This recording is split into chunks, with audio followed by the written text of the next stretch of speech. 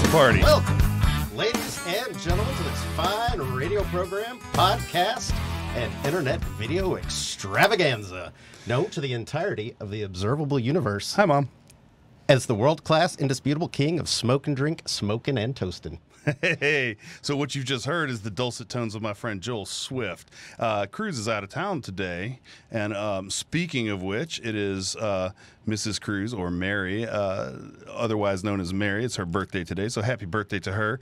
Hope you guys are having a good time. Cruz left town. He left us the keys to the convertible, so to speak, so we're going to drive this thing. Over a cliff? Maybe. Holding hands over a cliff. I don't know. So I brought in my friend Joel. Houston, local good guy, entrepreneur, friend of mine for last 10, 12, some odd years. Yeah. Something like that. We were both a little thinner back then, I think. I used to have a neck. That was back in the day. Yeah. Also, my club, CCSD, the Connoisseurs Club of Smoking and Drinking, he's one of my brothers in the club and has been president of the club and a few other things going on there. But anyway, we have today a wonderful show lined up for you. We're going to have, let's see, I got a couple lists to go through. You know we love lists on the show, right? Mm-hmm. We're going to, one of these days, we're going to do a list of our favorite lists. That's going to be amazing. What a recap. Not of our favorite lists. That's different. A list of our favorite lists. That's very different. So we'll have the 20 best rye whiskey brands from 2020 from Vine Pair, and we'll also have 11 delicious drinks to make for the fathers in your life. That should be fun to go through. What else is going on? Oh, yes, today, in a very good mythical morning kind of way, we're going to have a bunch of beers in here that we're going to taste. Not that they taste a lot of beers, but we're going to do it kind of the way they tend to set up their podcast. So we're going to have a bunch of beers that have been aging for a substantial amount of time. Not necessarily intentionally aging, by the way. Maybe caught in some the may back, have been forgotten in about. the dark back corner of a refrigerator kind of aging. When you're actually reaching back in time in the refrigerator. Yes, Right. yes. Some of these go pretty far back. So our idea with that is we're going to taste all these beers and we're going to tell you if they are past their prime or right on time. Oh, yeah. I just did that. Yep. And people may place their bets. I think there might be a few more past their prime than the right on times, but We're going to see how it goes. Yeah. Also, I think that almost every drink we have on here is going to be at least 8% or higher, as I like to have the show, you know, because Cruz wants to keep the ABVs down, but he's not here. That's right. So we're just going to have fun with it. On the way to the studio here, I actually stopped and had myself a cigar. I was going to tell you about it. I picked up a Punch of all things. I don't grab for Punch very often. Punch is one of those brands. It's a little ubiquitous.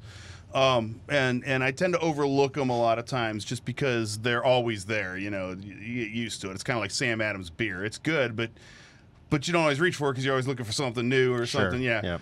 Something like that. But I saw a Clasico, Punch Clasico, and this was the Perfecto. The cigar looks a bit like a shillelagh. Makes it kind of interesting. And who doesn't like shillelaghs? Who doesn't? This is a beautiful little cigar. The Ecuadorian Sumatra wrapper is dark brown, pretty smooth overall. It's got a Connecticut broadleaf binder and a Honduran, Nicaraguan, and Dominican filler in there, so a mix of a bunch of stuff. The appearance, dark brown, smooth overall, Perfecto shape, classy blue and gold band with red highlights. Very firm overall feel too. It felt like a good quality club. Mm-hmm. You'll know what I mean if you look at the picture. Yeah, it kind of looks like, right? The pre-light sniff on this earthy leather, I got a little bit of what I'd call like a rum spice, like when you open up a spiced rum, it has a very particular kind of flavor. That's what I got on the top of that. The pre-light draw on this, I used a clip. It was effortless draw on there. I got a little mocha, coffee, nuttiness, cashew. Now, we don't usually do it this way, but Joel decided to pick up the same cigar I had. So we're going to kind of compare some notes. We're going to go back and forth with today's... So I'm much more of a novice when it comes to tobacco, so I appreciate the back and forth that we had at the shop. Translation, Joel says, cigar good. I thought it was really smooth. I thought it started really smooth. It's the right size. It seemed like the right price. So one of the things we were talking about over at the shop was, what would make you reach for this cigar over maybe something else that was sitting right beside it? So without giving away too much of the rest of my review, this cigar starts off. First off, just the appearance. First, it looks cool. Okay, It does look cool. like it's a very cool. Like we all smoke the label, so to speak, at some point in time. But this cigar was a very cool looking cigar, and it's called Clasico, and I hadn't seen it before, so I decided to pick that up instead of a bunch of other ones. So the appearance alone has some draw to it already. The fact that it's kind of fat on one end, yes, and then tapers down, but it's cut so that it's not like torpedo shapes necessarily. No. It's just sort of bulbous in the middle to end part. Was that what drew you to it? Yeah, well, I like unusual shapes too. And this is a Perfecto, but it's not like your classic Perfecto. It's a very interesting shape. And again, you just have to, if you get the video or if you look it up, you should be able to see what I'm talking about. It's not a very long cigar. This is a 4.5 inch by 52, I think. At its biggest ring gauge, the cigar itself is pretty small. It's not a very intimidating cigar. It is, however, quite dark on the wrapper. The initial light on this, I got a blast of coffee. Like it really had this huge coffee flavor to me. A little bitter chocolate, toast, very earthy kind of flavors, pepper at the back of the palate, retrohale on this. This is when you gently breathe the smoke out of your nose. The retrohale on this was charred toast and pepper. It was very nice. I definitely picked up the pepper for sure, and some of that might have been the coffee notes too. That you can confuse the two occasionally. Yeah, the bitter coffee and the pepper but they go along really well together a lot of times. Agreed. That actually comes into play in a little bit with the retrohale towards the end of this. The first third of this, I thought nutty and coffee with slight chicory spice. Just ever so slight. Ooh la la. Yeah. I've tasted that in cigars before. That's not terribly unusual for me, but Cruz always looks a little askance at me, so I don't know if maybe that's just me. that's the look. That's the chicory. Look. Okay. What? The chicory specifically was grown on the south side of a mountain in the Himalayas, and you can really. I'm making that true up. south or southeast. Okay, so moving on. Backed by mocha and toast, pepper and earth kind of create the foundation of the flavor on this cigar. The retrohale I got out of this was sweet coffee and pepper. This had a little bit of a flaky ash, but it had a great burn to it. So, moving on to the second third of the cigar, I would call this about a medium minus strength. This is not a very light cigar. This is a little bit bigger, but not huge.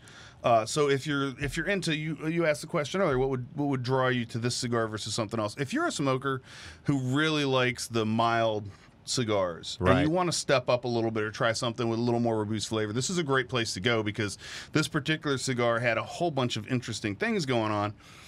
But I would call it, at this point in the cigar, I'd call it a medium minus, so just barely into the medium range. And then you said it was interesting, but it's a fairly small package. So so it's not, you're not committing for that much time, right? That's true. The time and it's not that expensive either. So it's like, and getting to the price at the end of this, that really will sum it up. The medium strength in the middle of this second third, cashew sweetness was going through this. Cashews have a kind of a little bit of an oily sweetness to them that when you try them, and this had a lot of that kind of feeling in the back of the palate. Coffee, toast, earthy, retrohale with a sweet finish was really nice. Still a little bit of pepper in the retrohale, but a little more sweet in the middle of this cigar. It seems like the nuttiness really picked up at the second half there. I wasn't picking up on it until you mentioned it. The nuttiness and toast ramped up in this too. It had a lot of those kind of darker char kind of flavors. So it's really nice. The last third of this pepper ramps up along with the sweet nuttiness. The sweetness kind of shows up on the lips a little bit too. It left a little sweetness on the lips, just natural from the tobacco. The strength ramped up to about a medium by the end of this, and I mean, like, I was just about burning my thumb by the end of this, but it ramped up a little bit right there. Flaky ash, great burn. Guys, here's where the rubber meets the road, so to speak. This cigar costs $6.25. This is not an expensive cigar. This is just outside the price range of a lawnmower, okay? The price to quality, $6. If I spent $8 on a cigar, I would have felt just fine with it. And as you know, our price to quality works 1 through 10. 5 is you get exactly what you pay for. So if you're getting above 5, I feel like this cigar was, I'm about to say it, punching above its weight class. That's because it's a punch. And I think that that's a great bang for the buck on this cigar at $6.25. So that's another reason to grab this cigar and give it a try. I enjoyed it. Yeah. Mild enough for my tastes. So, and you are an interesting occasional enough. cigar I'm smoker. an occasional cigar Yeah, smoker. yeah. Yeah. So, a couple times a month, probably. I know. I seem to remember you had a thing for the Avo number 2s. Was I'm one a of your, big fan of the Avos. Yeah, one of your favorites. Yeah, yeah. Have you tried their Synchro, by the way? I have not. That's really good. You want to ditch this and head back over? Yeah, right. We're gonna ditch this. We're going up to the cigar shop. No, we're still here, folks. We're coming back. We're coming at you live from the studio today. So we had a great time up at the Casa de Monte Cristo this morning. Looking forward to, we were talking to some of the guys up there, and maybe they're going to put together a list for us of their top budget line cigars, like what they think is their best budget line cigars. I'm looking forward to that. Jason seemed really excited to give you that list. Yeah. So hopefully he'll have that list ready for me next week, and we'll be able to put that on the show. That'll be a lot of fun. A whole lot of fun. So let's see. What do we got going on the show today? We got a couple lists going on. We've got lots of stuff to drink. Lots of stuff to drink. By the way, here, let me give you a preview of what we brought.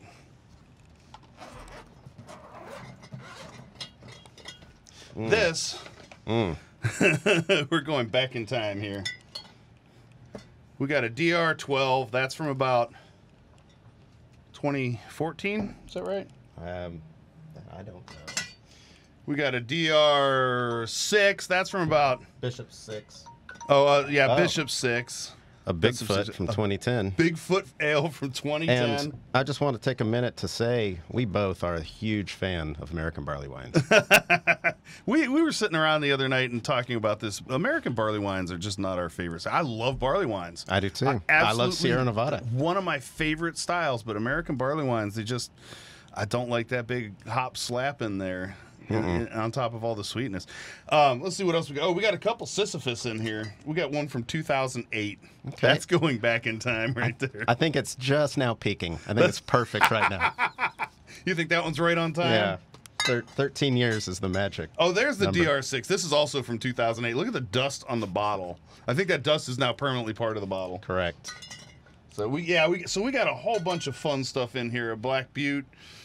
No telling when this is from, right? 25. What's 25th 14. anniversary? 2014. 6/14. Yeah, so we're going way back in time. And that one's going to be a gusher. This one's going to be a gusher. I opened one of those not too long ago. long You know more ago. about this one than I do. Yeah, it's the Prairie Gold. Yeah, back when Oklahoma only had one or two decent breweries. Yeah, Prairie's been around for a while now, haven't they? I think they got sold. Moved to Tulsa, and I think they sold to. There's a brewery in southern Oklahoma. They made crock beer. Crock beer? Yeah. What does that even mean? I don't know. What does that? Some of the beer styles that are coming out now, I don't really understand all of them. But that's okay. That's worth trying. So yeah. So anyway, we got a whole bunch of fun ones, and then you also brought a bottle of the Four Roses. Now this is a single barrel. Specially selected by Houston Watch Company. Tell me about this. So we went out a couple summers ago, and went to Four Roses, picked out a barrel. This was with me and Eric Bogle, Brad Moore, etc. So Houston Watch Company is a bar downtown. It's a bar downtown. And it's a great little spot. Oh, it's so welcoming. It's kind of in favorites. the older area, too. It is. It's in one of the lofts buildings. Dark, quiet, cool tiled floor, pull up, have a nice whiskey. You want to have a Lone Star and a Old Granddad. They do have the drink specials with the Lone Star. I saw that last time we were there. Eureka Heights is often, if not always, on tap. So that's another awesome reason to go over there. I just like the feel of it, the ambiance. You want to go in and have a couple of whiskeys and have no one talk to you. Well, that's great. You want to go in and meet new people? That's great. Yeah. So, it's kind of one of those, you walk in, it's kind of a shotgun style. Yeah. You walk in, the bar is all the way down the right-hand side, and it's a long bar. I think it's almost the entire length of it before you hit the bathrooms right towards the back.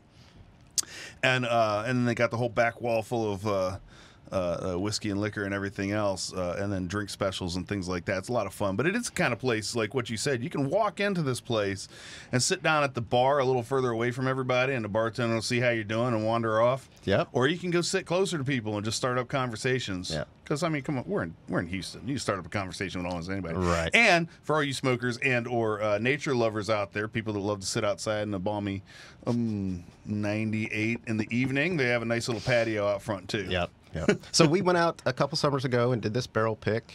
We tasted 7 different batches from Four Roses, and this was the one we chose. It's the OBSQ recipe. We'll get into it once we start sampling. I pulled up some information about the different recipes Four Roses have, which listeners probably, if you're familiar with Four Roses, you've probably heard the spiel before. Yeah, we'll explain that as we go along when we get into it. But yeah, super excited to share it with you. I'm surprised we haven't tasted this already. You know, I've never actually done a barrel pick, and I totally want to get in on we're all booked for the next time. Sorry, man. Oh, man. Sad Ian. Just kidding. Come on. It's so much fun. I bet it's fun. Like how can it not be? Well, one way is that the barrel pick was on day 2 or 3, and it's in Louisville, Kentucky. And so we spent the first couple of days sampling all of the bourbon that we wanted to sample before the. Yeah. Can you find bourbon in Louisville? You have to look. Yeah. I love anywhere. I love Louisville, Kentucky. Every dive bar you go to, every bar will have top shelf bourbon because that's their. Yeah. That's what you do in Louisville, Kentucky. So you can go to the dumpiest, diviest bar, and where you don't want to use the chairs, right? It's just everything sticky and gross. But they're gonna have Weller 12. They're gonna have whatever you want. We're the kind of place where the glasses are questionable and flavor the whiskey. Yes, but whatever. It'll kill the germs. It's fine. There's that. It also works as hand sanitizer. Yeah. All right, so we're going to take a short break. We'll be right back. We're going to start some tasting. We're going to find out if it's past its prime or it's right on time. We're going to head off to some lists, and we'll be right back. All right. How many dump buckets are we going to need? Well, we got these cups. I just love that groove. Welcome back, ladies and gentlemen, to this world-famous podcast radio program known as Smokin' and Toastin'. We are brought to you by mycigarshirts.com, fun and snarky cigar shirts for the cigar lovers. mycigarshirts.com, because cigars. That's why. That's a good reason for almost anything. I have one of their shirts that says, "You can't hurry up and smoke a cigar," and I just love that phrase, mostly because I think they got it from me. I like the one that says, "Cigar smokers appreciate a great butt." Yes. That one's pretty fantastic as well. So we're gonna get into tasting a few of these. So I figure what we're gonna do before we get into the questionable beers, we're gonna start off with this Eureka Heights Nuke the Whales Bourbon Barrel Imperial Milk Stout. Now, conventional wisdom says that we probably shouldn't start a show with a 13% beer. But this is not a conventional show. Cruz isn't here. And he left us. I keep getting some text messages from him. Should I? He left his keys to the convertible, so to speak. I'm going to block the number. So we're going to go out and play. Okay. So this is 2017. This was the first year that we did this beer. Yeah, 13%. I think it came in maybe 12.8. We'll just say 13. It's close enough, I'm sure. We pass one of those on to our producer over there. We try to keep him happy and drunk. For sure. As much as possible. And I need to pull this back up because I need to check my comments, see who's out there today. Oh, Trenton Smith is out there. Bubba's watching. Maria Todd. Hello, Maria. Haven't seen you in a while. We need to get you back on the show. And Bruce Stark is driving, so don't watch the video while you're driving, Bruce. I love that guy. So this is the 2017. So this has been aging for 4 years now. Correct. And refrigerated. It smells fantastic. Mm-hmm. Picking up the bourbon. Woodford Reserve barrels is what this was aged on. Fantastic. Imperial Milk Stout. So, milk stout, you're going to get the milk sugars. It's not super hopped, right? That's right up our alley. I know. I love that. Yeah, nice and smooth. Put it on wood. So you're going to get some of the tannins, obviously, from aging. So it's going to complement sort of the sweetness in the beer and give it a little bit of extra complexity. And it does have that real smooth, kind of silky mouthfeel to it as well. It does with a bite. Yeah. Sort of the end of the sip there. And people, don't get me wrong. I like hops. I just liked it to be used for good, not for evil. Evil is when you put it in a barley wine. Hop IPAs. We'll talk right? about that a little later. A whole style was invented to highlight hops, right? IPAs, right? And especially American IPAs. American. That's right. Eagles and guns and all of it. Well, you know, we were talking about the barley wines the other evening, and you mentioned that, of course, you have to put the word American in front of it, and then Americans aren't known for their subtlety, I believe, is a direct quote. So, of course, they hop the snot out of it. Yeah, I mean, we've been on this anti-American barley wine rant for a little while. Let's get off it. This Nuke the Whales is absolutely delicious. There's a dryness to the finish that I really enjoy, too, that has that oak dryness on the finish, almost like a wine does. It's really nice. Yeah. Yeah, I like it. Lots of chocolate in the nose. What's the process of coming up with a beer like this at a brewery? How does it start? Well, we didn't invent the bourbon barrel-aged imperial stout, for one. Right, that's a style that goes back a while. The Bourbon County brand stout, right, for example. Goose Island. Yep, one of the, if not the first example of the style. For us, so you've had Muy Caliente, which is the spiced milk stout. So milk stouts are sort of in Eureka Heights' bloodline. And so for this particular one, you know, anytime you're brewing, it's such a great question to ask. How do you come up with a recipe? What do you decide? So you beg, borrow, and steal, and then you have great brewers to actually put it together. I love that. Does it start with a concept? I'd like to have a beer like this, or does it just come out of? It's usually I fill out the line. Well, for this particular beer, I don't think there was anyone on staff who didn't think that we needed a barrel-aged imperial stout. I mean, who doesn't need that? Right. And we're kind of known for our lower gravity beers, especially in the early days. Your core line is all very sessionable, starting from Buckle Bunny, which I think is an absolute brilliant beer. And I'm not the only one, as you got a GABF gold medal for that beer. The first year we entered it, yeah, that's fantastic. You also have a few IPAs. You have and you always have hilarious little sayings and stuff on the side of the sense of humor that pervades the brewery. Is well, you know, awesome. they say it. You know, it takes a village, right? It takes a team, but really, it's just all me. It's all Joel. I also want to point out that at some point in time during the show, we're going to be trying this, and here's what I'm talking about with the funny names. This is Fizzy Pants. Fizzy Pants is their line of hard seltzer. You have, 4 flavors? Grapefruit. 4 flavors. Peach, watermelon, strawberry. Watermelon, strawberry, huh? That's right. Yes, and just in the mix packs. So we've tried a beer that we knew was going to be good. This one is right on time, by the way. Right on time. Agreed. Right on time.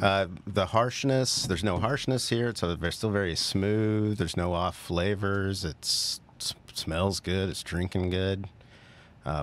With anything you want to keep it refrigerated, this has been refrigerated for 4 years. So I'm sure we have a lot of people out there who don't age beers. So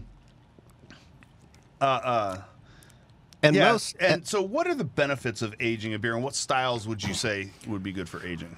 So great. So which styles? So most beer is not good for aging, right? Anything that needs to be drunk fresh, anything that has any volatile, light aromas, anything you want to capture, specifically IPAs. Yeah, IPAs should be fresh. They should always be fresh. Like the fresher, the better. Anything that's hop forward, hop aroma, right? That wants to highlight hop aroma.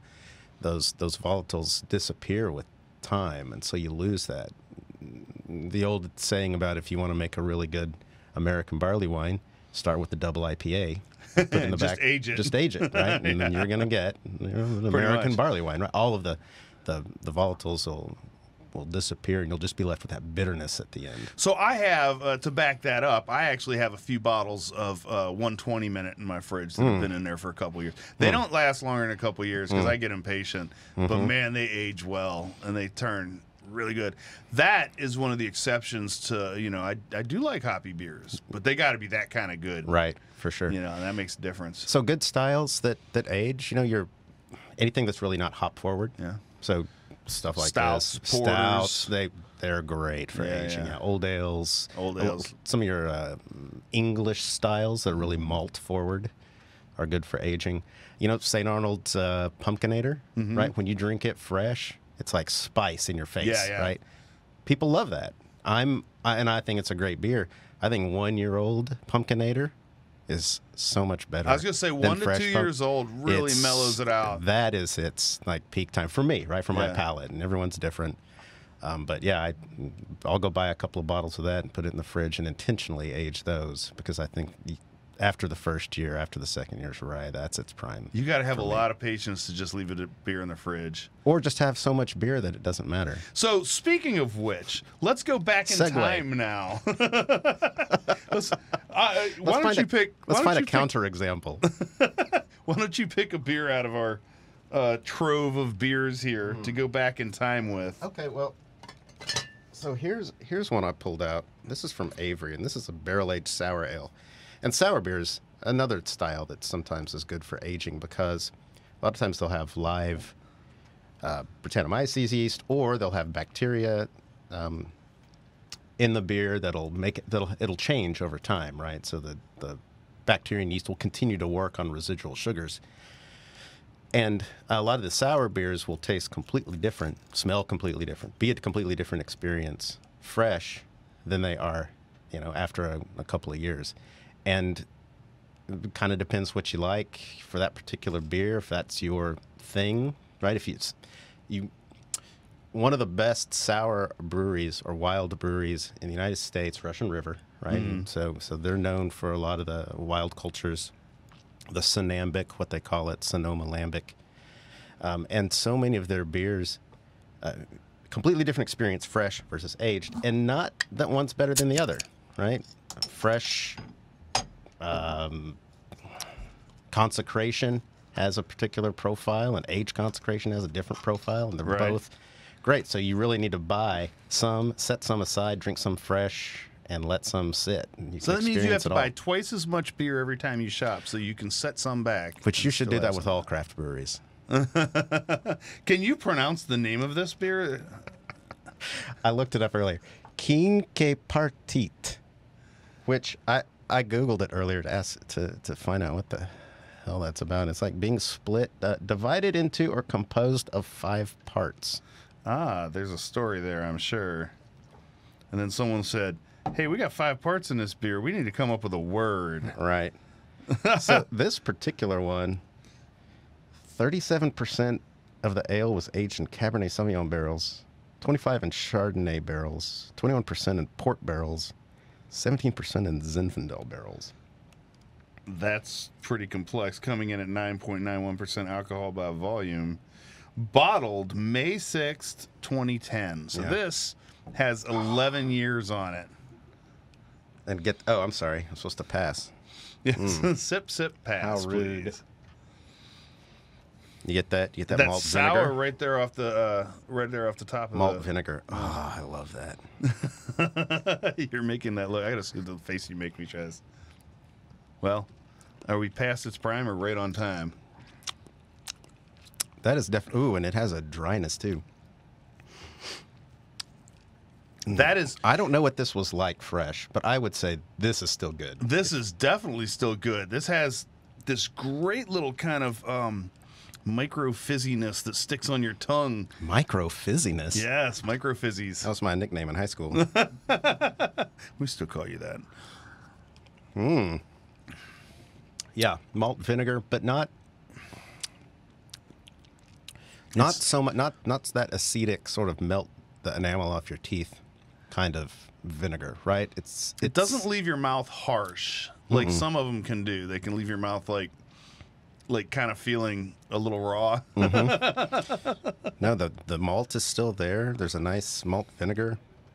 Finish is dry. Oh yeah. Avery, Quinque Partit, right on time, I think. Agreed. Yeah, this is still pretty good. As far as the sour ale goes, I've got no problems with this. If you have any, I would say drink it now. I think it's probably not going to last much longer. Yeah, at 11 years, it's pretty amazing. Maybe just another 5 or 6. So drink in the next 5 or 6. I want to point out the amount of beers. I'm going to pick the next one, I think. Okay. The amount of beers. Let's go ahead and get this out of the way. And we can. How are we doing on time, Adam? 12 minutes. All right. That gives us 8 minutes to rant Okay. And on Bigfoot Ale. right. And so, yeah, let me give a couple of disclaimers here. I think, being in the industry, I don't badmouth other breweries, and I love Sierra Nevada. I do too. I absolutely love Sierra Nevada. And it's not anything about this beer, it's about this style. It's just not my favorite style. So I want to draw a very clear distinction. I don't need any hate mail from the Foam Rangers telling me what an idiot I am. So that is literally just our palates. I love barley wines. I love the big, sticky, ridiculous sweetness in a barley wine. If you don't mind, go ahead and tell people what you're tasting on that. I'm going to grab a napkin before this starts spilling on the floor. I think your friend has That is malt. That is almost all malt. And there's a little bit of hop left there, too. A little bit of Sneak yourself. iced tea, right? You get some of that. How many people out there have some 2010 Bigfoot that they're sampling along with us? Hey, gentlemen. Anybody?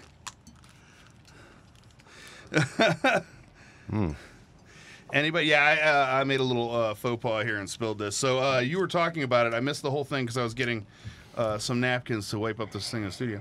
Okay, so It smells. as much BS as we just spewed about not liking American barley wines, this is pretty good. It's minty on the end. So there's definitely malt. This is so brutally hoppy. Like the malt is there. The malt is there. It's a little buried under the hop bitter. I think in 2010 this would have. It's got a. It's got a.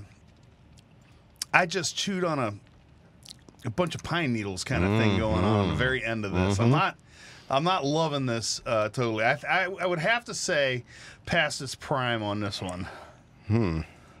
I might have to disagree a little bit there. I might be a convert for this particular batch for 2010. I'm digging it. So you were talking about 120 minute. Yes. So how does this compare to 120 minute for you? Right? Similar color? Similar in color. Now, but flavor 120 's profile. gonna- The 120 minute, just thinking about 120 minute makes my mouth water. It's so malty though. It's so malty. Like this, and it's so balanced. As weird as that may be for something that's brewed like at 18% or whatever it is. This to me, this is too bitter. This bitter has taken over this beer, and I think this is past its prime. But you may disagree. I'm going to disagree with you. All right. I would actually have, I'd have more. What You do you would guys have think? more even? Yeah? I think it's okay. All right, get out of The whole room. I'm the only one that doesn't like this. I'm getting a new co-host. So I'll be honest. I've had Bigfoot Ale, brand new fresh, and it's okay. American barley wine's not my thing. I just when I have that profile idea in my head, I think that might be part of it too. Is I get that profile idea in my head. If this was called a double IPA, I might even like it more. Oh, do you have a Sharpie? Let's correct this. But you have to admit, it's right there on the border, right? It's really not my favorite style. But I'll say I'm pleasantly surprised. I guess it's drinkable, but yeah, I'm not. I'm definitely sticking with past its prime on this one. So They should put that on the packaging. I guess it's drinkable. I guess it's smoking and toasting. All right, we're gonna take a short break. We'll come back in just a few minutes with a short clip. Maybe start one of our lists and talk about it. We got a couple friends in the studio over here too, so we're gonna say hi to them. Awesome.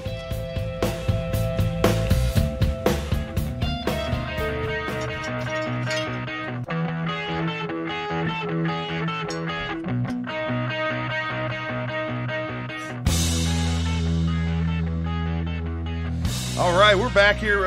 Sorry, I waited till the fade out here. I was reading all the comments. I got a little distracted. It's usually not my job to come in on these, so it's a little strange to me. Today's show is brought to you by MyCigarShirts.com. My Cigar Shirts. I gotta speak the whole rest of the show that way. MyCigarShirts.com. Great cigar shirts designed for cigar smokers. Go check them out. All starting at under $20. Have some fantastic new designs for the summertime out there. MyCigarShirts.com, because cigars. We're gonna do a little bit of a lightning round here on some of these past its prime or right on time aged beers. I see that you pulled out a 2008 Sisyphus there. That's the 2012. Oh, that's the 2012. Would you prefer the 2008? I mean, if we're we should probably try those back to back. I mean, because Sisyphus. Also a barley wine. We're going heavy today. It's a good thing we're not. So I want to say thanks last week to Trenton Smith for being on the show. He's fantastic. He said that cigar I smoked looked like the Punch Champion from decades ago. As a matter of fact, they call it the Champion, that particular size. So I think they're hailing back to that one from decades ago. It was a great little cigar that I did. Cool. So we got Wiki Brian watching everything on here. We got Liliana Rodriguez. We got a whole bunch of people on here. It's fantastic. I'm having a lot of fun today. Today's show is a little off the rails. Cruz isn't here to back us down. So we're trying all beers that are like, 8% and above. And then we're going to play with matches in the parking lot. We're also going to play with matches in the parking lot. It's nicely put. All right, so this is the 08 Sisyphus. This smells good. Well, then you like malt, because this is all I love malt. This smells good. This smells like almost like a classic like malt from a malt shop kind of malt. This smells like beer that you're brewing that you haven't put hops in yet. Wow. This is actually still pretty good. It's a little flat. It's flat. It's very flat. I would totally drink more of that. Yes. It's very flat. What is maybe you should comes in at what, 11%? You should mix that and the Bigfoot together. We can try it. Custom blend. We can start our own custom blends and stuff. Sisyphus, which one was this? The 12? That was the 08. Oh, that's the 08. So Sisyphus, still legit after all these years. 13 years? Would you say that's the prime aging? I don't know. Let's try this 12 and see what happens. Okay. It's a jagged vertical. This is a little funky. This one has... So there's more hop in the nose on this. There is. It's got a little bit of that dirty sock nose to it. It does, but the flavor is actually silkier, and there's a little bit of carbonation in this still.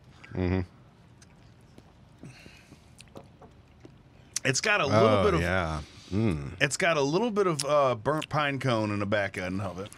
Also a little minty. Yeah. I see that. This is oddly good, though. Yeah, for sure. I'm okay with this one. I'm okay with this one too.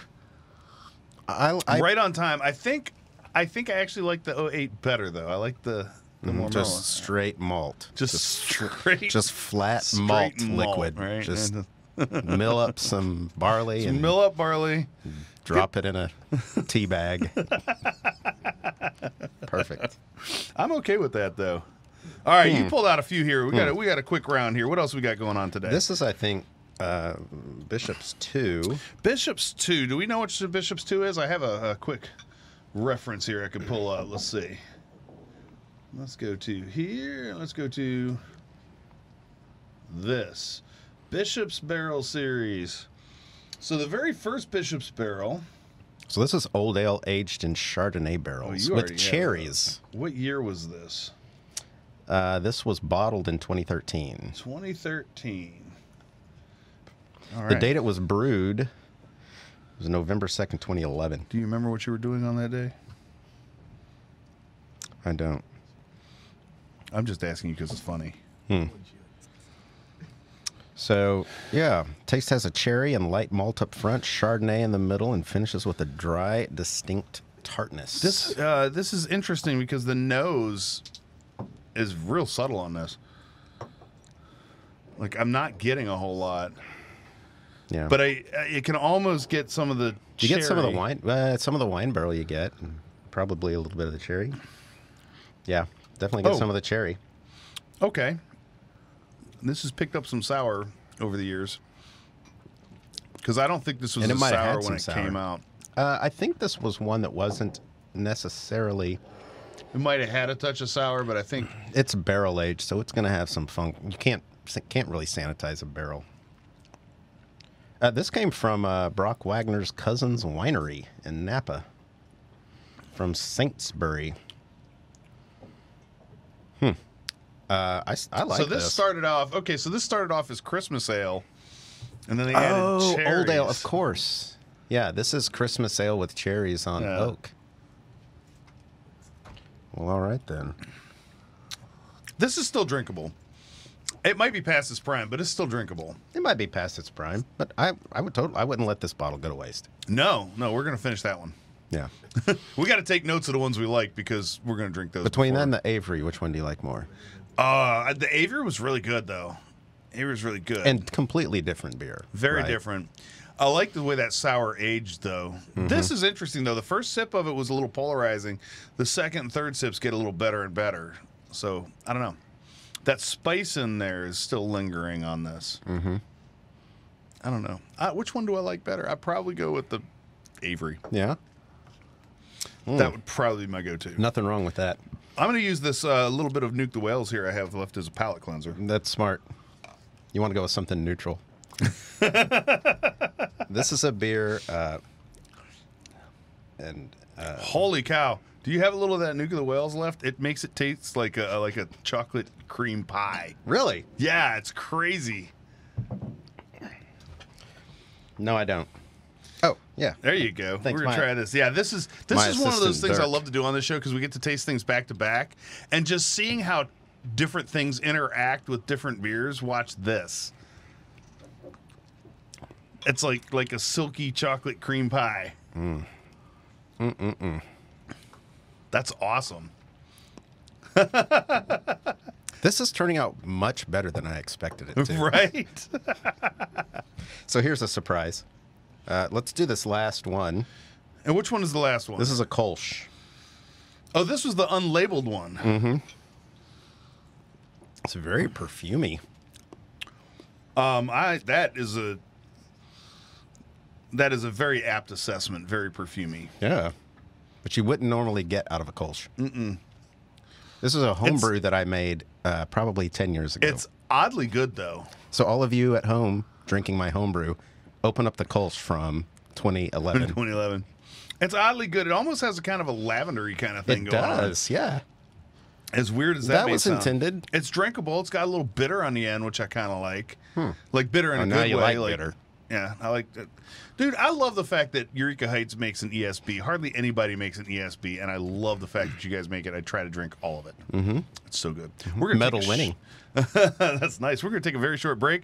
We'll be right back with Smoking and Toasting.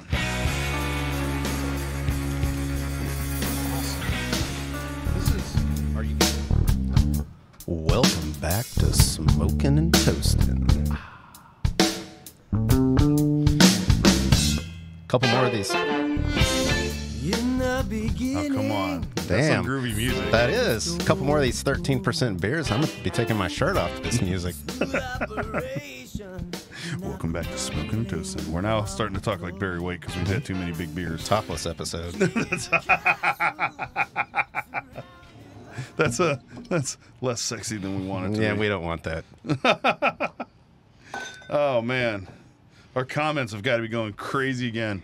Wiki Brian said he's talking nerd again. That's amazing. How about Bring Back Cruise? How many of those do we have? Bring back Cruz. Cruz, where are you? The guy's so cool, they named an entire way of vacationing after him. Oh, that's amazing. That's amazing. Speaking of Cruz, we miss you today, but we're having fun without you. Thanks for giving us keys to the convertible. We're going to go play with it here. Which one are we? Oh, you got the This is Bishop's. this is the Founders even. Porter from 20. So as we're trying this 14? 2014 Founders Porter, I love Founders Porter. It says dark, rich, and sexy on there. I believe that describes my life. It got real quiet in here. What just happened? like nobody's there to back me up. Okay. So we're brought to you by cigarshirts.com. Buy cigarshirts.com. They got great shirts and stuff. Snarky cigar sayings. They have I don't know if anyone's wearing masks anymore, but they have as soon as I take this mask off, I'm gonna Have a cigar. smoke a cigar. Yeah. That's kind of fun. Yeah, some places are wearing masks. You got to kind of gauge it by when you walk in now, like see what the climate, the social climate is for each place. Mm-hmm. Here in Texas, anyway. 11 cocktails to make for Father's Day. There's a drink on this list to please any type of dad. This is off of liquor.com. Have you ever gone to liquor.com and checked out the website? I've not. Oh, they got all kinds of cool stuff on there. It's one of those websites where you just fish around for a while and have a good time. Yeah. Like all kinds Like any of fun. alcoholic Yeah. would. It's good to drink while you're doing it, too. Yeah, for sure. Let's see. The number one is the Gold Rush. This is a twist on a whiskey sour. Takes the usual bourbon and lemon juice and adds honey syrup into the mix rather than the usual simple syrup. It's a small change, makes a big difference in this easy yet delicious 3-ingredient cocktail. I like my cocktails generally to have 1 to 2 ingredients. It's usually whiskey and ice. Mm-hmm. Like the whole recipe's in the name. Sometimes ice. I'm terrible at making cocktails. Are you pretty good at mixing drinks? No, I'm definitely not. I'm bad. I'm Like- definitely not good at it. If you ask But for I a have- whiskey soda, I will get it off. I will not do it right. No, I have a little book where I wrote down like 5 recipes, and I'm still learning them. Nice. It's like, and none of them have any more than 3 ingredients. So I say all this that I'm terrible at making cocktails. I can make a hell of a martini, Oh, okay. which is a pretty simple cocktail to make Sure. if you do it right. What's funny is it's easier to do it right than it is to do it wrong. So many people do it wrong. And lately, since we had Chris Morris on the show, he brought in some. He's our local mixologist. Mm-hmm. And he made us back to back the exact same drink, but one shaken, one stirred. And we universally like the stirred martini better. It was fantastic. So I've been doing a lot of stirred martinis at the house, actually. The number 2, Bloody Maria. Get Dad's Day started off with the daytime drink. An agave spirit twist on the Bloody Mary tequila swapped for the usual vodka. Adds additional complexity in the other ingredients. Tomato and lemon juices, Tabasco, Tapatio, Worcestershire sauce, a dollop of, I don't know how to say this. Worcestershire. Nailed it. Watermelon sauce, a dollop of horseradish, celery salt, and black pepper. Give the drink an aggressive, savory complexity. Finish it off by garnishing it to high heck with delicious accoutrements. I want to tell you, we had Smokin' Mary on here on the show recently, and her Bloody Mary mix is amazing. So if you want to just pour a Bloody Mary mix into it, that is amazing right out of the bottle. And I also use it as pizza sauce. Fantastic. Not joking about that. Huh. What do you call a bourbon Bloody Mary? Because I had one in Louisville when I was there. A bloody bourbon? Is that what you I call don't it? know. I just made that up. Have you ever had one? No. Is it good? No. Those people in Louisville are crazy. No, they're horrible. They just put bourbon in everything. Yeah. I ordered a rum cake. I got bourbon in it. Which sounds like a great idea. On the surface, I'm for it. Wow, this is roasty. It is quite. This tastes like burnt coffee. Mm-hmm. In kind of a good Founder's way. Porter. This is this is the Founder's Porter. Yeah. For 2014. Still has carbonation. Still has carbonation. This stands up. I think it's bitter. It's very bitter. It's a lot more bitter than it is It's a little more aggressive than it is fresh, yeah. normally, but it's Yeah. drinkable. We're going to see in a minute because it's starting to get astringent in my mouth a little bit. If I start puckering, that's what happens. Let's see what we got. Old Pal is number 3 on this drink. If Dad loves a Negroni, ugh. Oh, I'm a huge fan. Are you? Oh, Yeah. yes. Mm. Talk about astringent in then your what mouth. would I like? He's sure to like this classic rye whiskey fueled riff, similar to Boulevardier. Boulevardier? Mm. Boulevardier, thank you. I knew that. That's a word. The recipe calls, it's easy for you to say. The recipe calls for equal parts of rye whiskey, Campari, and dry vermouth. That just makes my mouth dry. Like Perfection. So dry thinking about it. Rendering a lighter, drier, even drier version of the common formula. So that's an interesting one called Introduces Old Pal. a Yeah, you know, quarter I've had ounce some, of I've had sand. some Negroni drink. That's not really for me, I think. The number 4, Dark and Stormy. Ooh, that sounds dramatic, right? This refreshing trio of dark rum, ginger beer, and lime juice is a classic combination that's simply ideal for sipping outdoors. That actually sounds really pretty good. Yeah, Dark and Stormy is good. To make the official version, you need Gosling's Black Seal rum. But in reality, any dark rum will do, whether blackstrap, spiced, or any other kind Dad prefers. I actually just finished my bottle of Gosling's not too long ago. I finished it because it had been sitting there for so long. I was like, man, this bottle needs to go away. It's literally been sitting there for like 8 years or something like that with about a third of a bottle in there. So sometimes it's just got to go. Mm-hmm. Whiskey Smash, number called 5. house cleaning. Legendary bartender Dale DeGroff reintroduces classic cocktail to contemporary drinkers, a fruity relative of the mint julep. This drink adds a muddled lemon wedge to bourbon, simple syrup, mint leaves, and it's sure to be a smash with any dad. That sounds kind of fun. The Sour Shandy, number 6. Take Dad's usual brew and give it a fun twist with this drink from Speed Rack co-founder and Llama Group beverage director Lynette Marrero. Hopefully I'm saying that right. Her twist on a shandy takes the usual lager and citrus combination, adds a homemade sour beer syrup, and a splash of clear spirit of Dad's choice. So if you go to liquor.com, you can actually get the recipes for this. That if sounds any of these really sound good. interesting. It's interesting. I don't know. It's A sour that would be fun beer to try. syrup? Yeah, Is that sour what beer it said? syrup. Huh. And there's a recipe on here you can link to actually. I'm sure that it has all the details on that, because that one's a little outside the box. That's not something you just have on yourself. No, At it's least like, here, for Dad, me. here's a beer with some sour beer with a shot of vodka in it. Yeah, kind of. Happy Father's Day. I'll mow the yard. Like, that's the best Father's Day gift probably of all time. Right. Number 7, it's called the Perfect Manhattan. The classic Manhattan, simple yet elegant, is a drink of the sophisticated sorts. The version, which calls for splitting the vermouth between the sweet and dry styles, lightens up the drink a bit. While rye whiskey and Angostura bitters keeps it perfect for evening sipping alongside a book and possibly a cigar. I have to say Manhattans do go well with cigars. For sure. And it's also just a big ass shot, which is, right along the lines of things I like to drink slowly. Number 8, daiquiri. I feel like they're not stretching for this. If it's good enough for Hemingway and JFK, this most classic of cocktails is sure to please your father, too. The simple and sublime mix of rum, lime juice, and Demerara sugar syrup. Did I say that right? Yeah. Close enough. Produces a bright and pleasantly sour drink that's easy to down by the trayful. Number 9, Sazerac. It's hard to go wrong with a Sazerac. Yeah. This classic cocktail, close relative to the old-fashioned hails from New Orleans, it's hotly debated whether it was originally crafted with cognac or rye whiskey. Even at the Sazerac Brewery, I think they mentioned that it was originally with cognac when I went on a tour there a couple years back. I don't know. I'll take your word for it.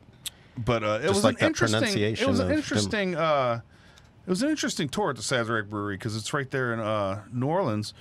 It's really easy to find, and we parked right up the road from it, right next to a bar, which made it easy to go have a beer at the bar, go to the Sazerac. We did the tour there, and they also have us. You are nothing if not efficient. Yes. Yeah. So when we walked back to the car, we got to have more drinks, and then, yeah. So you see how this goes. But they had a whole side area of the tour where you go taste a bunch of the bitters that they. That wasn't a side area. That was said. It clearly was marked employees only. That's why I wear a lab shirt everywhere I go. I just look like I belong in the back. Little trick for everybody. This classic cocktail, I already read all that, right? Recipe splits the difference, employing both spirits as well as sugar cube and both Peychaud and Angostura bitters, along with the drink's signature absinthe rinse, of course. Number 10 is called Hellfire. If your dad is a fan of beer and spice, he'll love this spicy shandy. It's easy to make, but the flavor packs punch. To make it, simply combine lime juice, spiced rum, Tabasco, and a splash of ginger beer.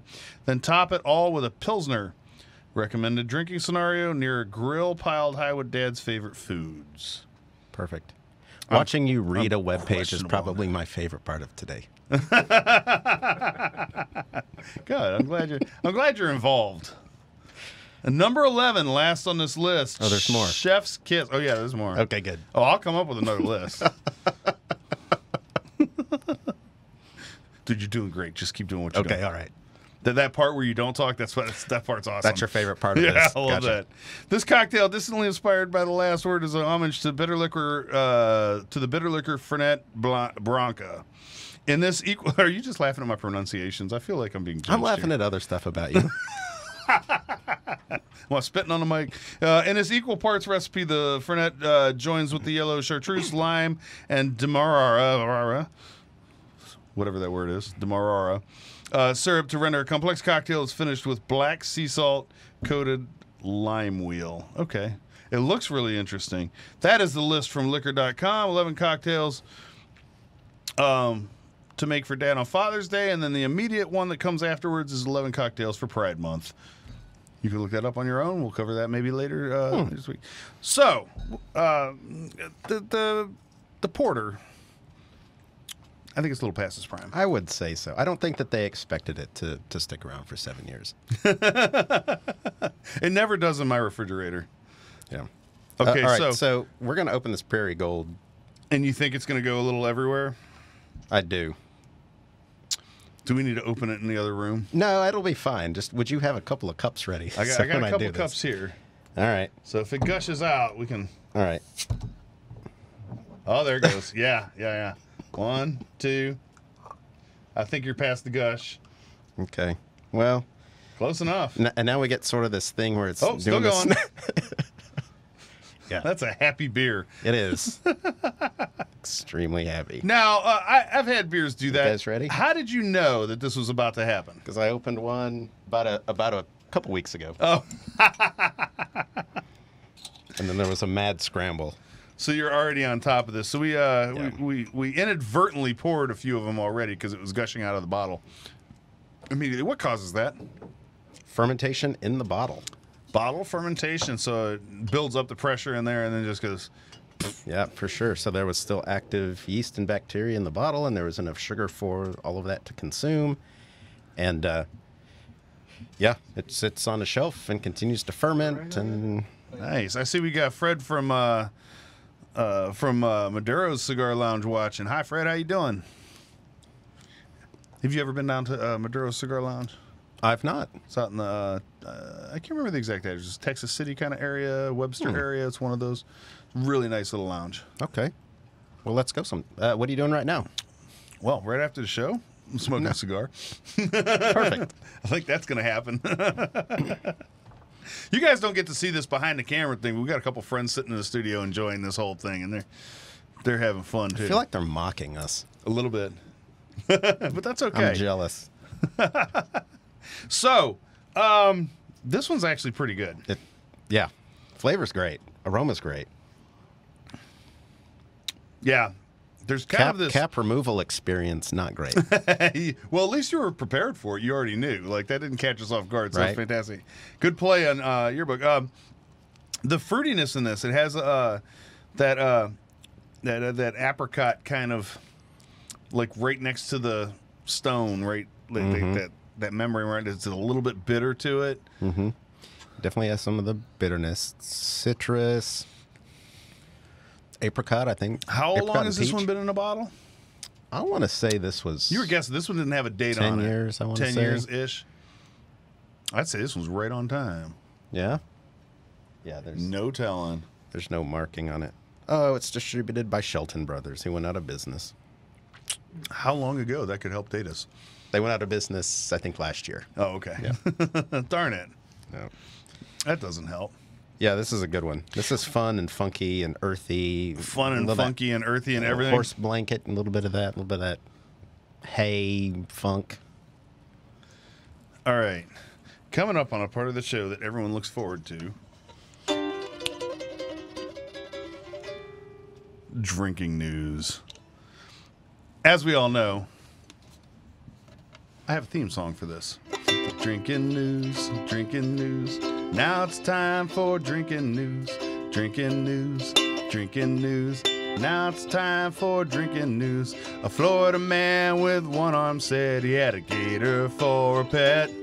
When I asked about his missing arm, he said, Got to take that gator to the vet. drinking news, drinking news. Now it's time for drinking news. A petition urging Jeff Bezos to buy and eat the Mona Lisa gains steam. I'm 100% behind this.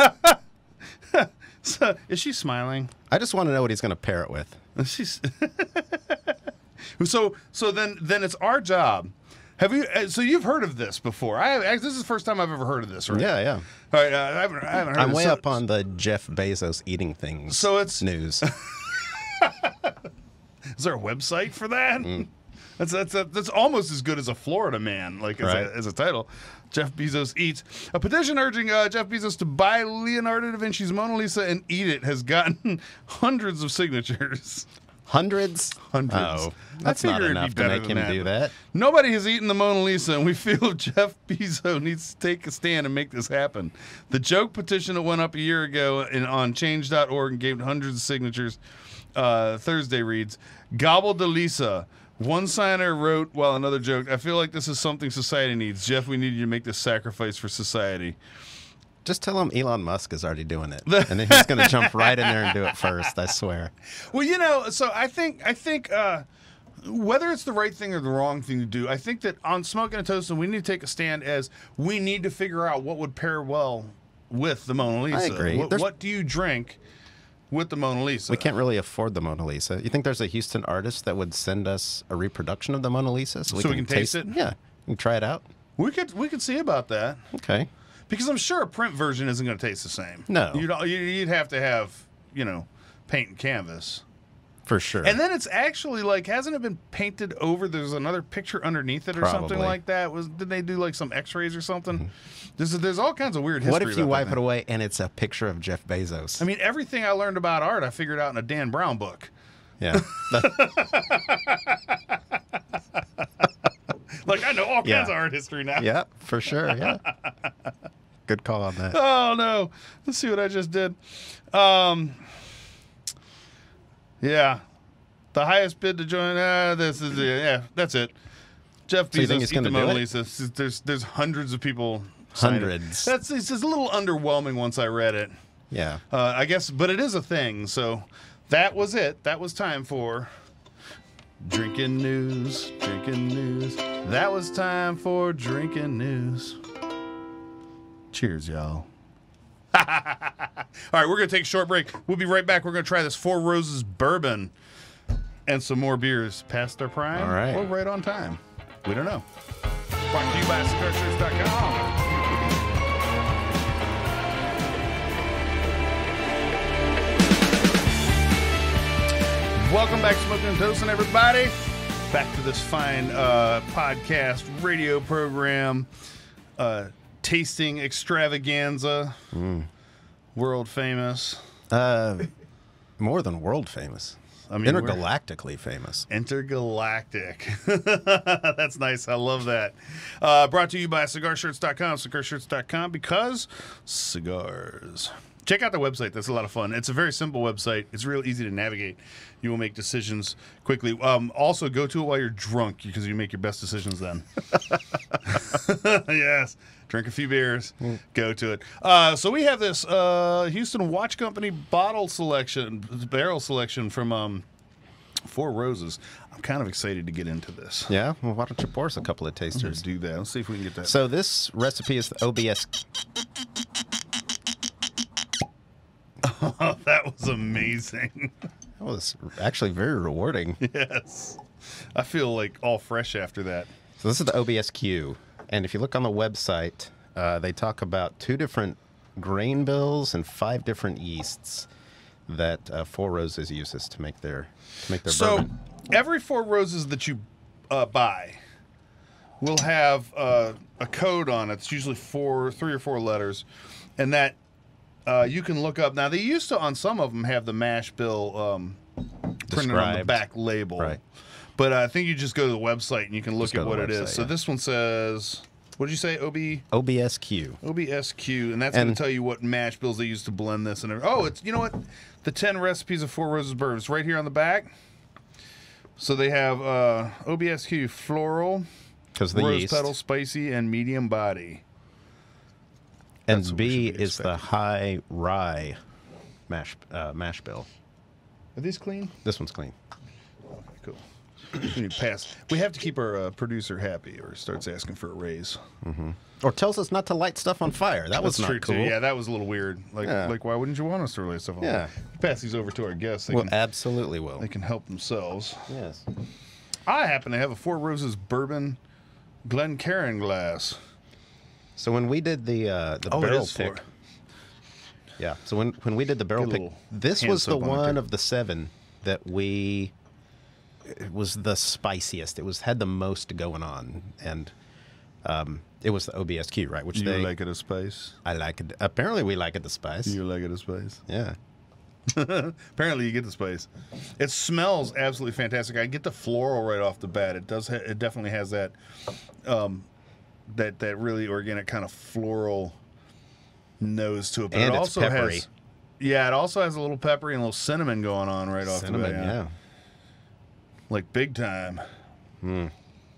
This is pretty exciting. I'm watching their faces over there in the back of the studio, see what they're saying.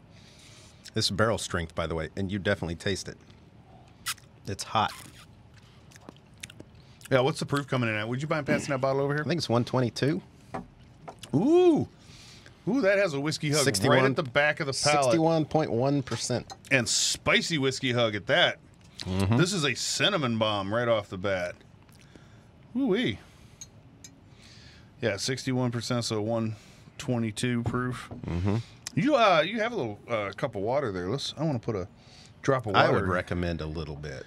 Drop of water here and try it that way. See what flavors open up. Right now, it's an absolute spicy cinnamon bomb. Interesting to see. It gets even more floral. And then, another shout out to Houston Watch Co. Of course, kind of a fanboy with those guys. Yeah, man. If you're in Houston, go check them out. They're on the north side of downtown. What are they? Don't ask me street names. Yeah, downtown's so confusing. They're not hard to find though. And Bayou Lofts, one of the lofts. Yeah, I don't know. So this almost opens up a little rich chocolatiness to it when I put a little water in there. It's funny because the initial taste is very dense, like very dense packed flavors. The water opens it up a little bit, and I'm going to go a little bit more just for fun, see what happens. So for those of you out there listening, if you don't put water in your whiskey, you should try it. It'll change the flavor of the whiskey. Anyone who says, the guy next to you at the bar that's like, I can't believe you put water in that whiskey. Don't listen to that guy. He's just some dude at the bar that has no idea. He's probably the same guy that shoots whiskey instead of tasting it. You know what? I'm sorry, go ahead. Drink what you like. Yeah, right? Drink it the way you like it. There was a time when I was a younger man that I got really frustrated at people that weren't into craft beer or weren't into whatever, homemade cheeseburgers or whatever it is, right? This whole slow food movement as people take more time and attention to food and drink. It's great for some people. Some people just aren't into it, and that's totally fine. It's fine to have a palate that appreciates an American barley wine or one that doesn't. There's no problem with either one of those two. I'd recommend that you branch out every once in a while, like this Bigfoot, 2010 Bigfoot. I didn't think I was going to like tonight. Again, love Sierra Nevada, but I'm super pleasantly surprised at this. This 2008 Sisyphus, are you kidding me? Where'd that come from? And that's like overwhelmingly that was I think probably your favorite. Absolutely, my These guys' favorite. Yeah. Branch out, try it. If you don't like it, that's fine, but try something new. Yeah. Put a little water in your whiskey. There's nothing wrong with it. Water in whiskey. Right? Yeah, I agree. And a lot of times with whiskey, I almost always try it neat first, and then I'll try it with water. And and I like to also put a cube of ice and let it slowly melt in, and I'll sip on it as it goes through because you get to taste it neat. You get to taste it cold, brings out different flavors and masks like darker flavors and brings out brighter flavors. And then as that ice cube melts, you start opening up and getting those lighter, those floral kind of things like you're getting with the water in this whiskey, and then as it warms back up again, you start tasting the more malty, roasty flavors that you get, and more like the oak barrel and things like that. And it's really nice because it's an experience. It's not just a like I don't walk up to a bar anymore and just slam a shot down. I just don't. You know, I like to experience it, especially if I'm paying for it. You know, Well, the older you get, and I'm looking at you, the more you realize you don't have much time left. So you really need to enjoy those. I don't have much time left. Really need to enjoy those minutes that you have. You know, when remaining. you say those things, a little part It's of a me little dies ominous. inside. Okay.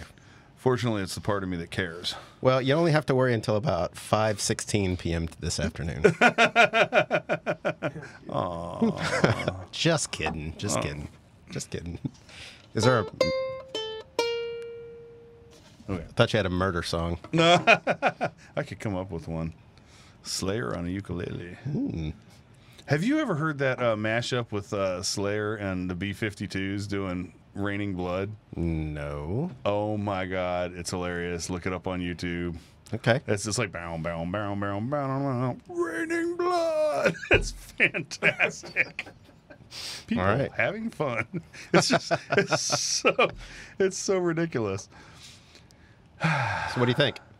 OBSQ, would you do it again? This is fantastic. This is super spicy.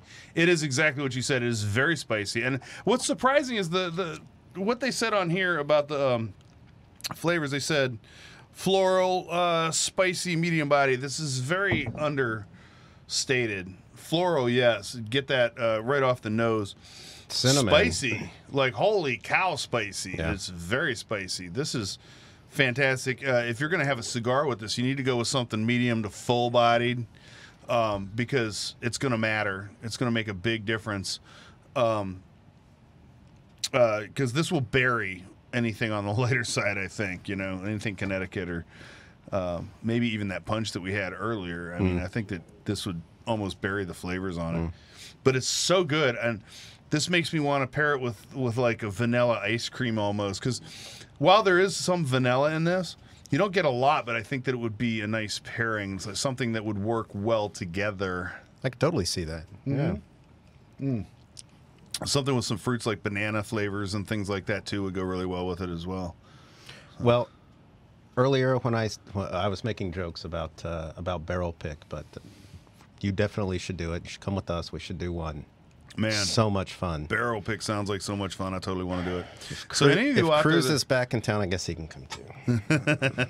Not super excited about that, but okay. when Cruz comes back into town, he's not going to let me do a whole show with 8% plus. Speaking of which, we got a few minutes left in this thing. Let's get on to. Oh, you know what? You brought from Eureka Heights has a product called Fizzy Pants.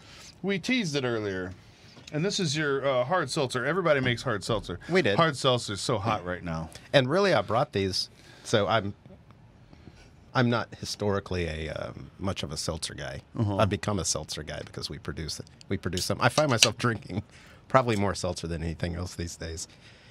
So As previously embarrassed me, right? would never admit Are you to. I'm secure with actually that? fine. I'm totally secure with it. I love it. I was expecting we might need some actual palate cleansers. And well, you brought the Nuke the Whales. That's true. So, I mean, how much palate cleansing do you need? I brought exactly 2 palate cleansers, Nuke the Whales, and a 12-pack of Fizzy Pants. But the joke, by the way, if you're not picking up on that one, is Nuke the Whales is so extreme that it's not even close to a palate cleanser. Right. I don't know how much is pouring in here because it's going into 2 parts of it, so I don't know what's going on with this. Yeah, the middle. The middle. So cup what is we're full. pouring in, this is the so your line of seltzer is called Fizzy Pants. Let me hold that up to the camera right there. Let you see it. And I love the names on it, by the way. So this is the Fizzy Pants Peach, 0 grams sugar, 100 calories, 2 grams carbs. So this is like if you're watching your intake a little bit, this is a pretty low calorie drink. Soft and peachy, hold on to your fuzz. This fantastic liquid is ready to make your day. No need to move into the country. Did it sound like I was just speaking out of Joel's mouth? Mm-hmm. That sounds exactly like something you would say. Move That's into the amazing. country. 5%. Gonna eat a lot of peaches. 5% alcohol by volume. Tell me how this is made.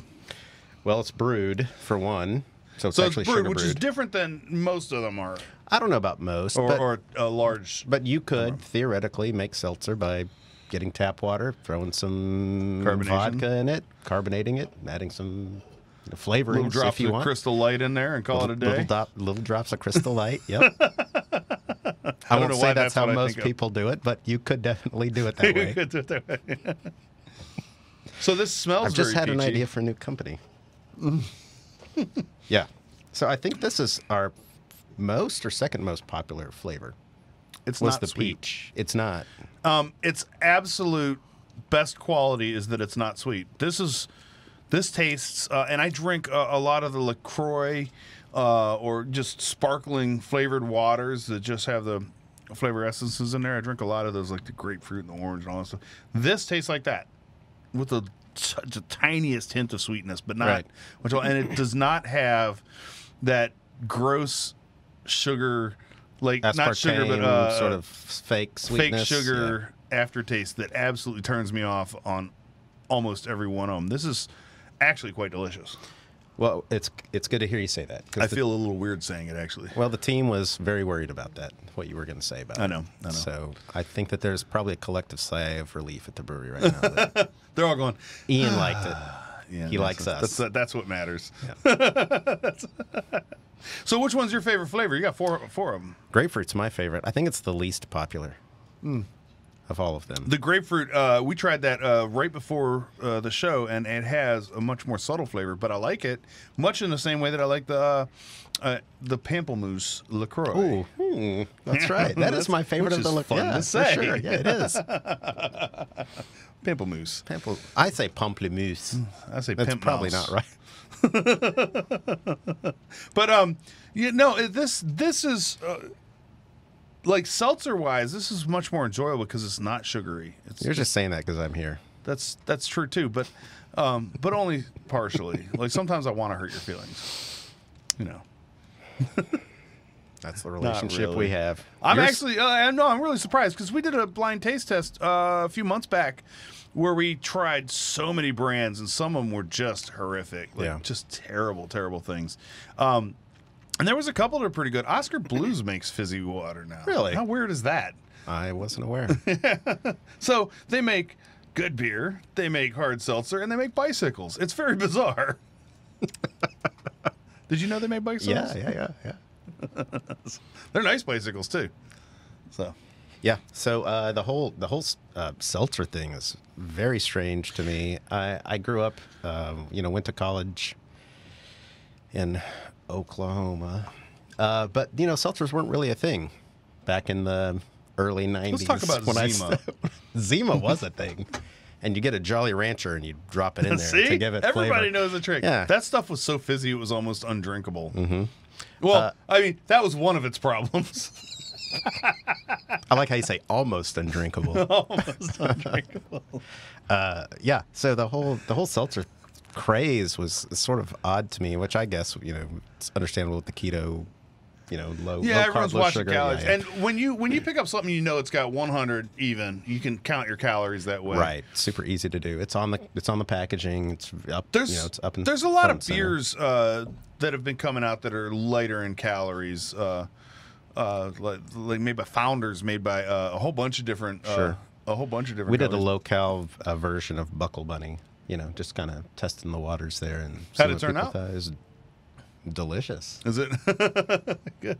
Buckle Bunny's such a great beer. Let's do this. Let's come up with a couple more beers and judge them right on time or past this prime. As a matter of fact, you know what? Let's do something good. I feel like we need to open this Orval, Let's right? open Because there's a this story. Orval. There's a I story want you to behind tell it. me all about the Orval. So, Let's look at this bottle here.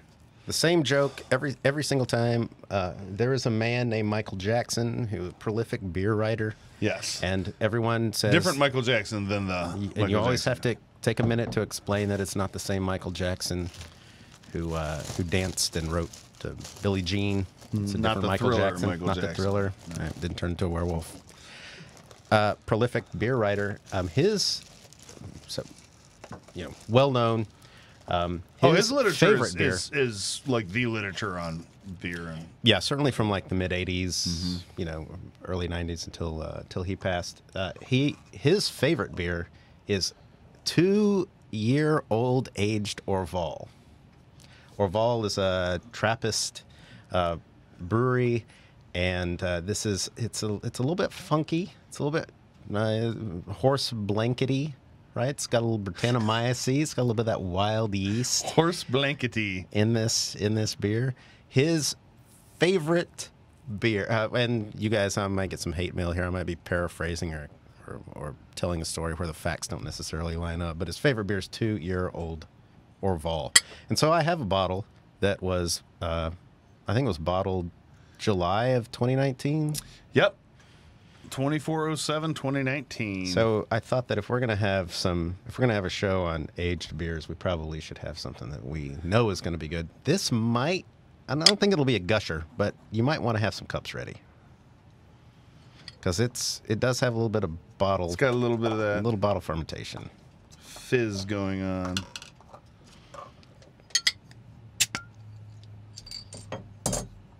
Oh, not gushing. Okay, good.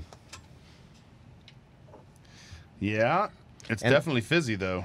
Yeah, and they're known for this sort of weird bowling pin. It does shaped It bottle. is very much like a bowling pin. Is this the only beer that they make? I don't know. I don't know. I've Good never even question, considered right? that question. I caught you totally unprepared. Huh. I would assume so. I don't know of anything else, but I don't know. So this is aged 2 years. Have you had it fresh? I have. It's delicious fresh. Absolutely delicious fresh. It It's smells brighter. fantastic. Yeah. You're going to get more complexity as it ages. Fresh is going to be like cleaner, more aromatic. But you really get that barnhouse funk. Which is what you Saddle play blanket, on the lead-ins, right? It's barnhouse funk. God, the nose on that. There's a is lot of just head on this as well. Well, every time a bubble pops, you get a little bit more aroma from that beer.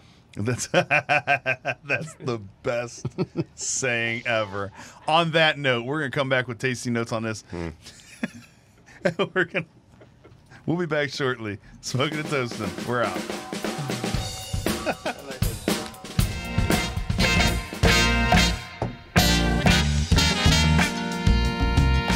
All right, welcome back to Smoking and Toasting, everybody. I'm not as used to hitting those breaks in the music as Cruz is, but I'm working on it. We're getting there. Cruz left us alone this week. He gave us the keys to the convertible, so to speak, and we're driving it a little out of control today.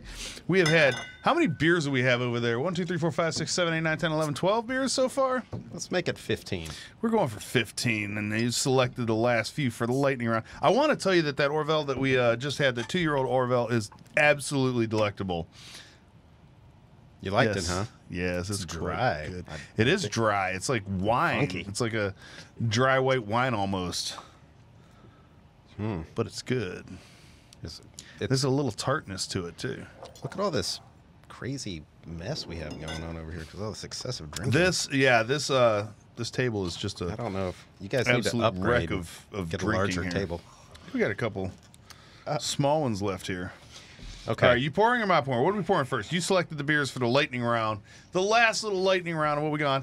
We're playing a game called Passes Prime or Right on Time. These things are aged forever. Okay, this is Divine Reserve 6, and I don't 6 necessarily is 2008. appreciate how you said that I selected these. You hand selected them. I saw your hands go in there and select them. All right, so this is DR6. You want to tell us something about it? The Divine Reserve. Give me a second. I'll have it Yeah. up here. And then we've got 12, and we got Bishop 6 behind it. So we got a 12 and a Bishop 6. Okay, so the DR6 is an American barley wine. Here we are again. Perfect. My old friend. Okay. All right. You forgot about this for the entire show. Now I have my hands on it.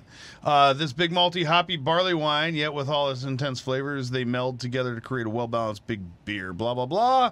This was April 21st, 2008 original gravity 1.094, final gravity 1.019, alcohol 10% ABV.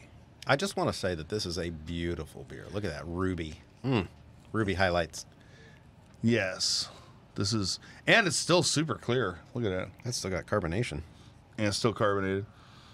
I smell a little hops, but it's got a very malt forward, kind of roasty malt forward profile. But that's a Brock Wagner sort of trait, right? He's always been super malt forward. This is delicious. This is still delicious. I'm profiling you right now. Are you? Mm-hmm. I'm a little bit of a St. Arnold fanboy. Get in line, bro. I mean, come on. But what do you think? I'm gonna say that one's past. It's so malty, and the hops are way far in the back. And it's round. That one's past its prime. You think it's past its prime? I give it right on time. You saying past its prime? Let's get another Divine Reserve to palate cleanse. DR12. DR12 to palate cleanse. I like where you're going with this. DR12. Let's scroll down. DR8. 1112. This is an old ale. Beer was inspired by David Rogers' winning entry in the 2011 Big Batch Brew Bash homebrew competition. This is coming in at 10% as well. And I want to say that the comments that we make have no bearing on the original release of these beers. No, as a matter of fact, these beers were highly sought after when they were originally released. People would stand in line outside of Specs and other places for like hours and hours. Rightfully so. Rightfully so. But these have been aged. What year was this? Let's see. This is from 2012. So, you know, that's a... that's 9 years. I'm still getting lots of raisin, sort of plum. It's this is very sweet. Very sweet. It hasn't gone to weird like bitterness or anything.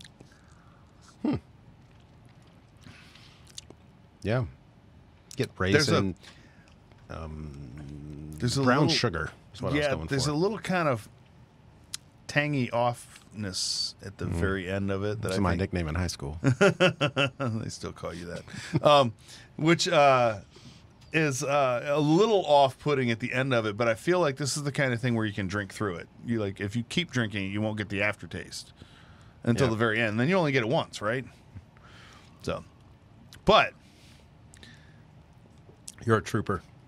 okay, so Just drink through it once, and then you don't have to worry about it anymore. This is right on time if you like to drink raisins. Because it really does taste like crushed raisins at this point in time. It's not entirely a bad thing, but I'm gonna say past its prime. Yeah, I would go with that. You know, don't age your beers without a reason to age your beers. Is this wisdom from someone who has seen so many delicious beers? And which number is this? Run past its prime. 12, I think. 12. This is number 2. Let's see. 9, 11, 12. Christmas Ale in Sauvignon Blanc with cherries and Brettanomyces. I feel really? like we had a DR12? Divine Reserve that was that. Man, that I was did with not get cherries that at added. It all. wasn't with the Brettanomyces, though, right? Yeah, I don't think any of the Divines had wild yeast. Yeah, so that's interesting. So this is very obviously Pumpkinator. Bishop 6. Because you get that spice, right? That clove. Get that pumpkin spice. Oh, this is the 6 that we're drinking now, yes. Yeah. Bishop 6. No wonder I was reading about the wrong one. Yeah. Aged in rum barrels. This is from 2013. Yes, you get the rum for sure. So this has a very strict kind of bitterness to the finish. Not particularly bitter, but I can see where, because it was on oak, sort of that tannic. Yeah, it's got this kind of cutoff point. It just goes snap and then it's bitter. Not in a bad way totally, but it's interesting. Yeah. You know, the best part of watching you guys try these beers is trying to remember which ones you really liked. All of them. It's like he says all of them. We love beer. Just thankful to be here. We love beer. You like 6?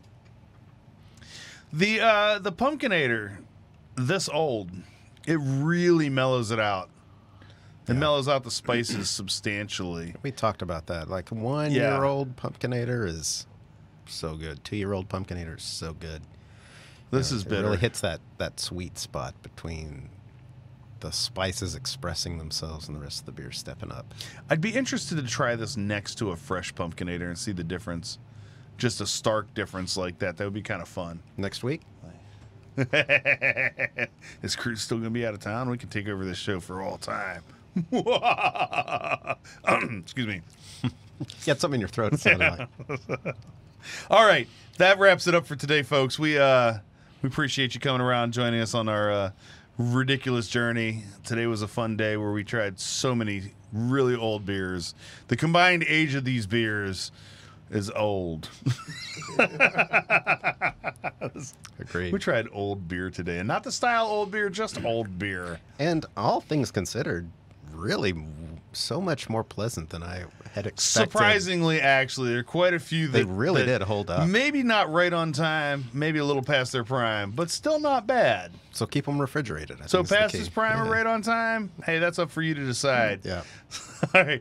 You guys, we are Smoking a Toast and brought to you by mycigarshirts.com. Please go online, check it out. Supporting them supports us. Have a wonderful week. We'll see you next time. Cheers. Cheers.